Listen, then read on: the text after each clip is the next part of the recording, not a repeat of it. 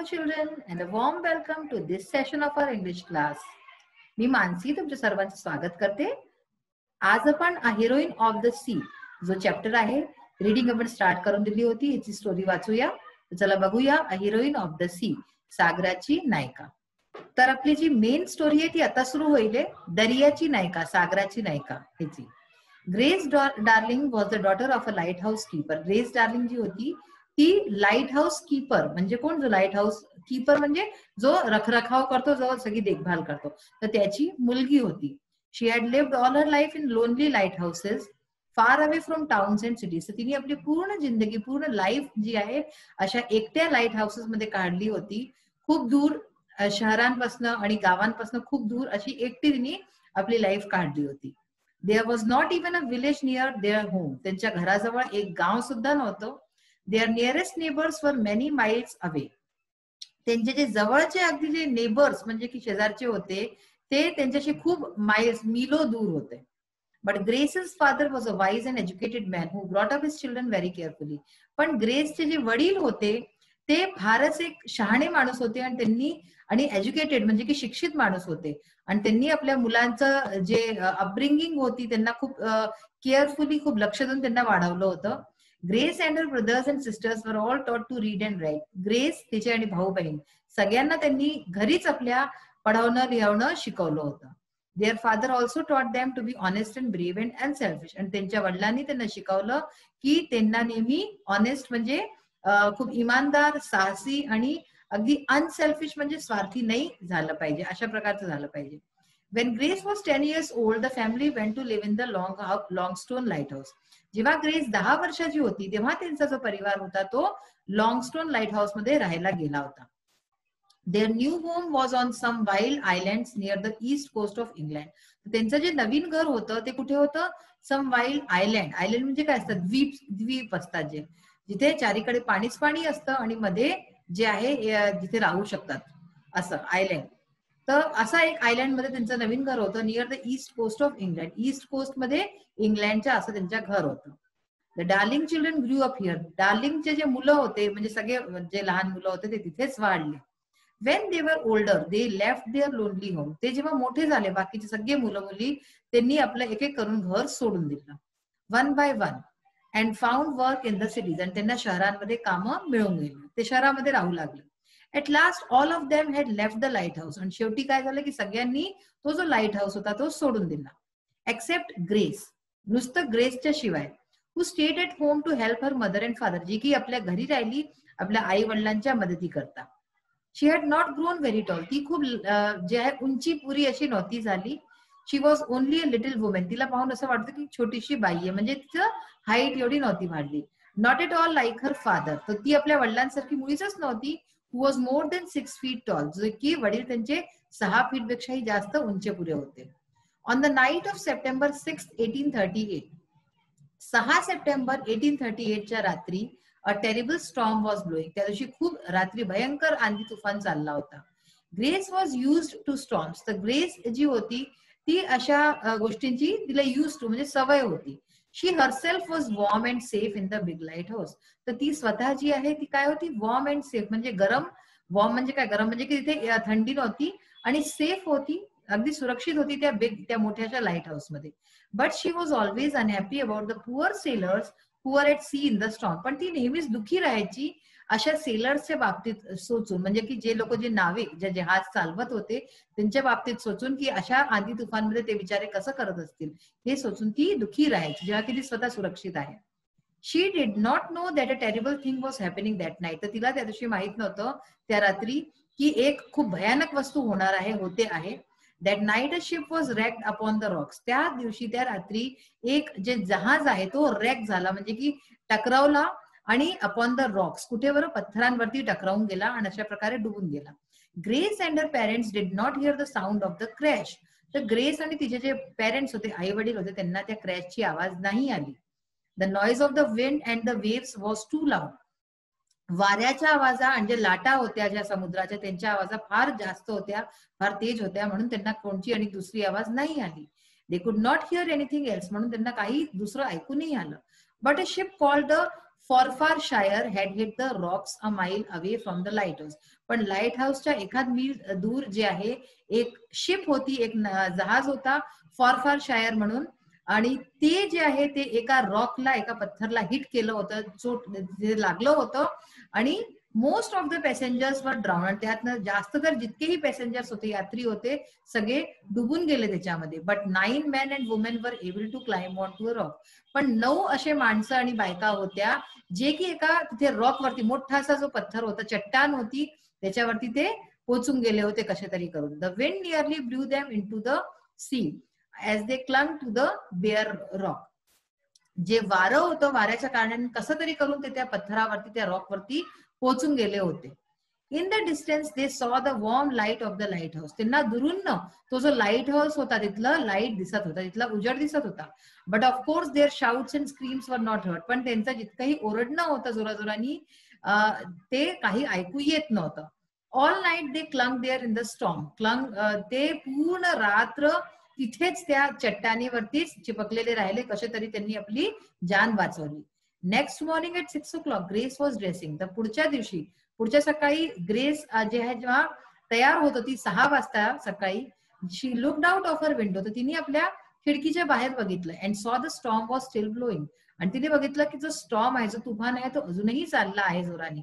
Suddenly she stopped. अचानक ती थांबली. Wasn't there something on the distant rocks. तिला दिसलं की त्या दूर त्या चट्टानवरती कोणीतरी आहे, काहीतरी दिसलं तिला. Calling her father she looked again. तिने आपल्या वडिलांना बोलावलं आणि परत बघितलं. Yes, there were certainly people clinging on to the rocks. तर तिने बघितलं की हो, अगदी तिथे जे आहे काही लोक आहेत जे की क्लिंगिंग म्हणजे काय, अटॅच वन सेल्फ टू. तर ते जे चिपकलेले आहे त्या चट्टानीवरती, असे तिला लोक दिसले. बट दे वर हाफ अंडर द सी. पण ते लोक तर अर्धे समुद्राच्या आत होते. म्हणजे ती जी चट्टान होती ती पण अर्धी समुद्राच्या आत होती. ते लोक कसे तसे त्यांनी आपलं लाईफ जी आहे वाचवलेली होती. We must rescue them before they are drown.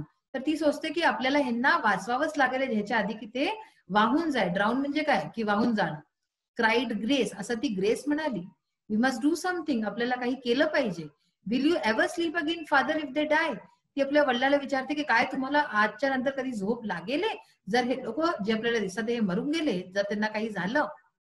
William रेस्क्यूचा अर्थ काय दिले, to save someone from dangerous और डिफिकल्ट सिच्युएशन. कुणाला वाचवणं, कोणत्या कठीण परिस्थितीतनं, हिला म्हणतात रेस्क्यू.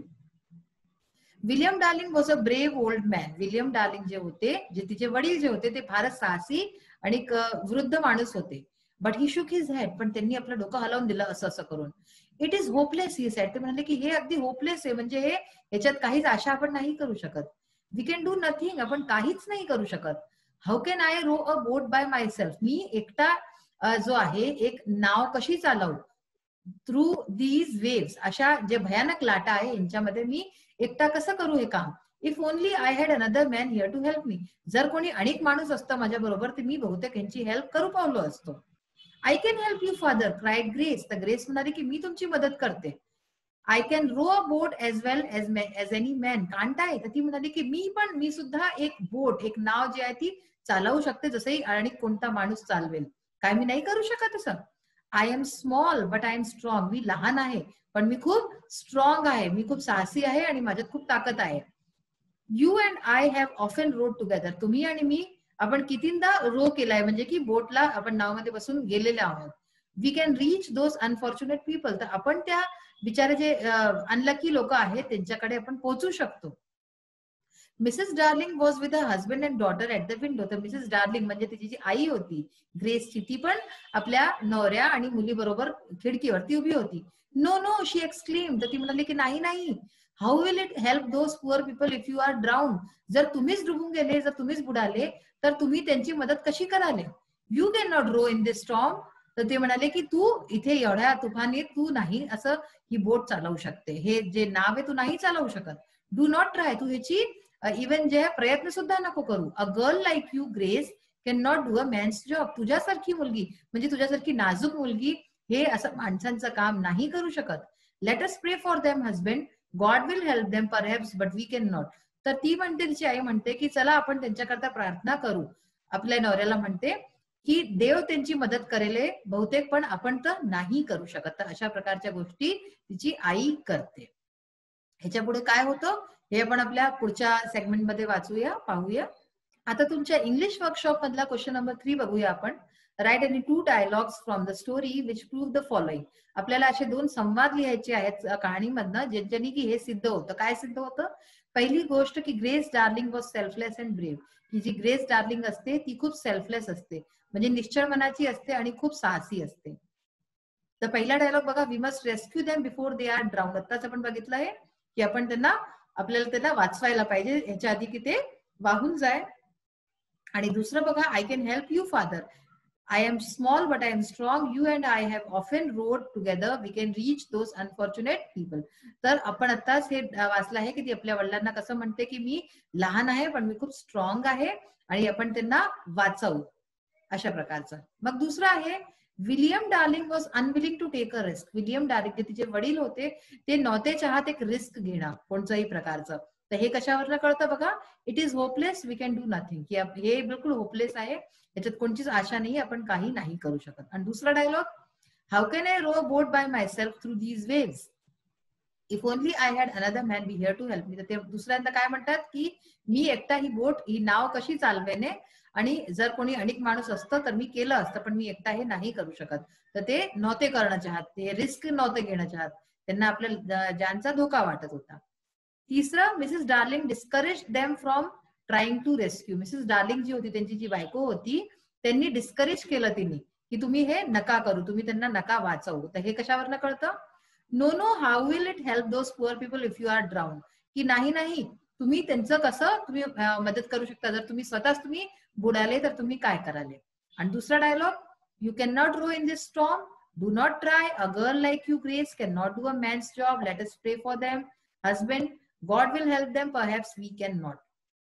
तर या सगळ्या जे डायलॉग्स आहेत, ती दुसऱ्यांदा ती म्हणते की तुझ्यासारखी नाजूक मुलगी ग्रेस नाही चालवू शकत, नाही करू शकत. आणि ती अशा प्रकारे डिस्करेज करते, म्हणते की आपण देवाशी प्रार्थना करू पण आपण काहीच नाही करू शकत. या सगळ्या डायलॉग्स वरनं कळतं की मिसेस ग्रेस जी असते ती जे आहे ती डिस्करेज करते सगळ्यांना. नंतर पहा question number 5, how can you as a young student help people in a terrible road accident. Sir suppose करा की तुम्ही ऍज अ यंग स्टुडंट, तुम्ही जे अगदी यंग विद्यार्थी आहात, तुम्ही लोकांची मदत करणं चाहता, help people in terrible road accident, कोणतं ऍक्सिडेंट झाला आहे, अपघात झाला आहे कोणत्या सडकेवरती, right 5 types of action you can take. तर तुम्ही असं काय कराले की त्यांची मदत हो. तर असे कोणते 5 वस्तू तुम्हाला लिहायचे आहेत, 5 काम जे तुम्ही कराले. तर बघा, पहिला आहे try to help them out of the disaster. जे डिझास्टर झालंय, जो ऍक्सिडेंट झालाय त्याच्यातनं आम्ही त्यांना बाहेर काढणं चाहू, बाहेर करू कसं तरी करून त्यांची मदत करू. Bring injured persons to safe place. जे इंजर्ड पर्सन्स आहेत, जे की जखमी लोक, घायल लोक आहेत, त्यांना अशी सेफ जागेवरती आणू, सुरक्षित जागेवरती आणू. कॉल द पोलीस, पोलीसला बोलवू. कॉल द अँब्युलन्स, अँब्युलन्सला बोलवू.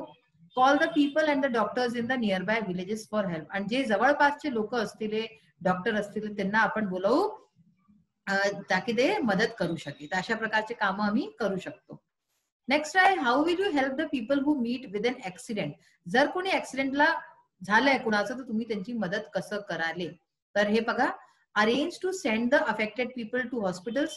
आम्ही अरेंज करू कशा प्रकारे, ऑटो टेम्पोला बोलावून किंवा लोकांना थांबवून, ताकि त्याचे ज्यांना चोट लागली आहे त्यांना अस्पतालपर्यंत पोहोचवलं जाईल. Give first aid with the help of local doctors. जे लोकल डॉक्टर्स असतात, जे जवळपासचे डॉक्टर आहेत, त्यांच्याकडनं फर्स्ट एड, जो प्राथमिक उपचार असतो, तो त्यांना घायल लोकांना दिलवू. Call local people for help. जे लोकल पीपल असतात, जे जवळपासचे लोक असतात, ते सर्वात जास्त मदत करू शकतात, तर त्यांची हेल्प हो, त्यांना बोलव ताकि ते मदत करू शके. कॉल द अँब्युलन्स, अँब्युलन्सला बोलव. अँब्युलन्स येईल तेव्हाच ते लोक हॉस्पिटलला पोहोचवेले. Call the police by mobile. आपल्याजवळ आजकाल मोबाईल सर्वांजवळ असतं, जर आपल्याजवळ आहे तर ठीक, नाही तर कुणाजवळ घेऊन काय करू आपण, पोलीसला बोलवू. Remove the injured persons to safe place. आणि जे इंजर्ड पर्सन्स आहेत, ज्यांना चोट लागलेली आहे, अशा लोकांना सेफ प्लेस वरती, सुरक्षित जागेवरती त्यांना पोहोचवू, ताकि ते लवकरात लवकर बरे होईल. अशा प्रकारचे हे कामं तुम्ही करू शकता. जर असं कधी तुमच्या समोर झालं, कुणाचा अपघात झाला, कुणाला चोट लागली, तर तुम्ही हे करू शकता.